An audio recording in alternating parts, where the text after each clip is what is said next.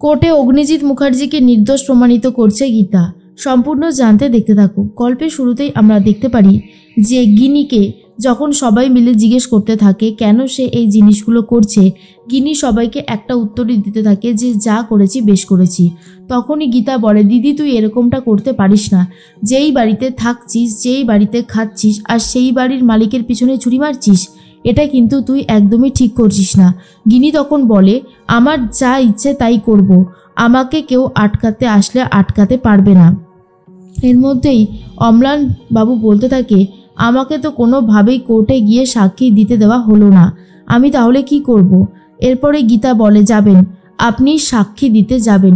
কিন্তু অম্লানবাবু খুব ভয় পেতে থাকে আর বলে, আমি আর সাক্ষী দিতে যাব না, কোনোভাবেই যাব না।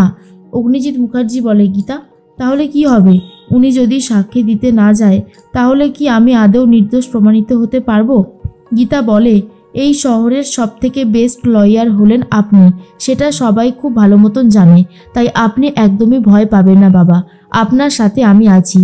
এরপরই সাত্বিক চলে এসেছিল। সাত্বিক এসে প্রমাণ দেখাচ্ছিল যে কেন অম্লান বাবু কোর্টে সাক্ষী দিতে যায়নি।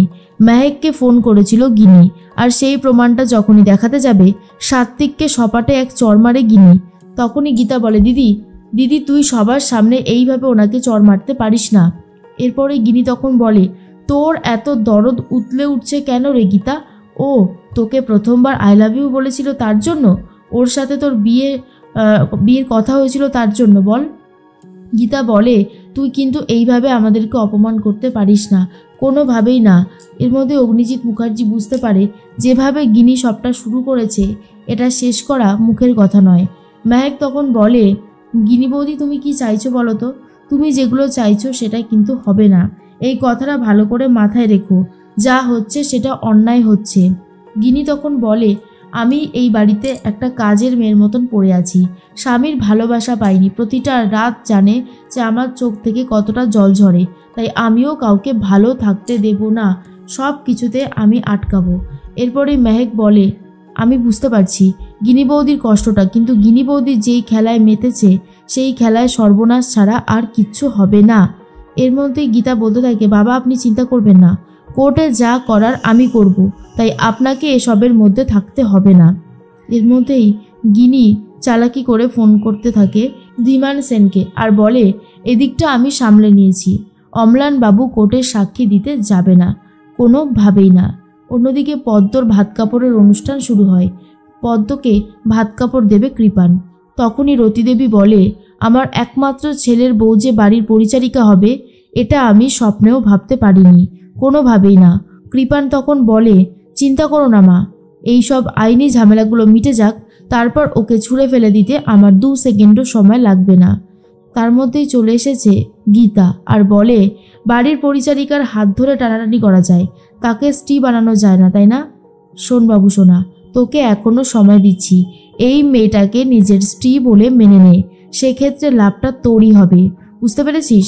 কৃপান তখন বলে, আমি এই মেয়েটাকে কোনোভাবেই নিজের স্ত্রীর সম্মান দিতে পারবো না, সেটা হবেই না। রতিদেবী বলে, এই মেয়েটার মধ্যে কি আছে যে ওকে আমরা এই বাড়ির বউ বলে মেনে নেব? ও সামান্য পড়াশোনাটুকুও জানে না, আদব কায়দা কিছুই জানে ও যে ওকে আমরা এই বাড়ির বউ বলে মেনে নেব? তখনই পদ্ম বলে, উকিল দিদি তুমি আমার জন্য অনেক কিছু করেছো, আর তোমাকে কিছু করতে হবে না, আমি এই বাড়ি ছেড়ে চলে যাচ্ছি, অনেক দূরে চলে যাব। তখনই পদ্মর কথা শুনে গীতা বলে, তুই কোথাও যাবি না, আমি বলছি তুই সব কিছু করবি। উনি যা যা চাইছে, তোকে পড়াশোনা শিখতে হবে, তোকে আদব কায়দা শিখতে হবে, তাহলেই ওরা তোকে এই বাড়ির যোগ্য বউ বলে মেনে নেবে, তুই কোনো রকমে হেরে যাবি না পদ্ম। কৃপান বলে, আর আমি ভালোবাসতে পারবো না এই মেয়েটাকে। তখনই গীতা বলে, এই মেয়েটাকেই তুমি একদিন ভালোবেসে ফেলবে বাবু সোনা, আর সেই দিনটার জন্যই আমি অপেক্ষা করে রয়েছি। পদ্ম তোকে হাল ছাড়লে চলবে না, তোকে ঘুরে দাঁড়াতেই হবে। এর মধ্যে অগ্নিজিৎ মুখার্জি কোর্টে চলে গেছে।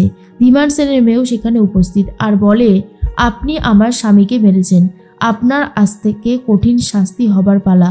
তখন অগ্নিজিৎ মুখার্জি বলে, আমি তোমার হাজবেন্ডকে মারিনি, তোমার স্বামীকে মেরেছে তোমার বাবা ধীমান সেন। এর মধ্যেই গীতা কোর্টে আসছে অগ্নিজিৎ মুখার্জিকে নির্দোষ প্রমাণিত করার জন্য।